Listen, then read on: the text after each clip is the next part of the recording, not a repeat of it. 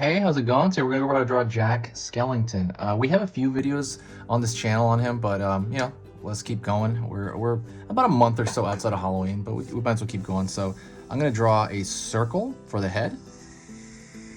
So follow along with me, by the way.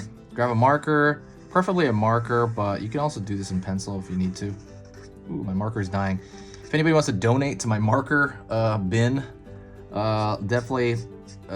I have my PayPal down there. I need a marker. I'm just using so many markers for the channel, but let me see. Okay, so let's go. So you have a circle, and it doesn't have to be exactly circle. It can be a little bit, kind of a little bit pointed at the top, just a bit, like kind of like an egg top.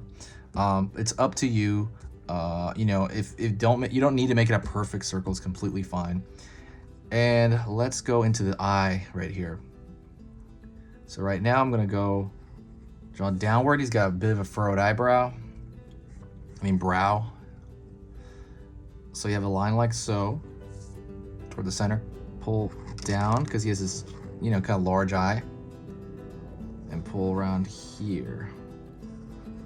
A little bit more. Same thing on the other side.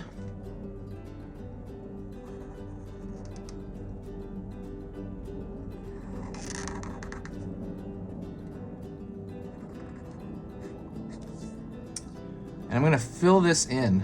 My marker, like I said, is dying, but if you're doing this in colored pencil, you could also fill it in with colored pencil. That would work. This is much easier when the marker is totally dry.